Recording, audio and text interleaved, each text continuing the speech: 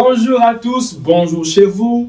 Bienvenue dans notre émission, les 5 minutes d'édification avec la Rhapsodie des réalités. Nous sommes le 11 mai 2026. Notre thème porte sur, c'est à propos de la bénédiction en vous. Tiré du livre de Genèse 39, le verset 2 de la version d'Arby, qui dit ceci.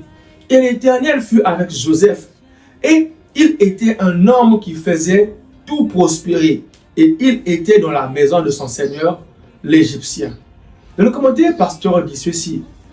La Bible nous raconte une belle histoire dans Genèse chapitre 37 jusqu'au chapitre 50, qui relate la vie de Joseph, son parcours de la force au palais et les bénédictions de Dieu sur sa vie.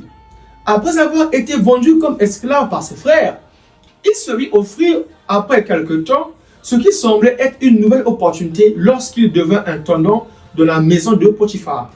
Néanmoins, Joseph n'a jamais perdu conscience de son identité. Il savait qu'il était le fils de Jacob, la descendance d'Abraham.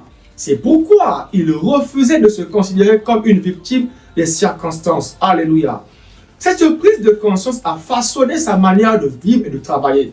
Même dans les tâches ingrates, Joseph se distinguait. Il agissait différemment. Il se comportait comme quelqu'un qui était béni. Et cette bénédiction était évidente dans tout ce qu'il faisait. Loué soit Dieu. Alléluia. Nous passons à la prière.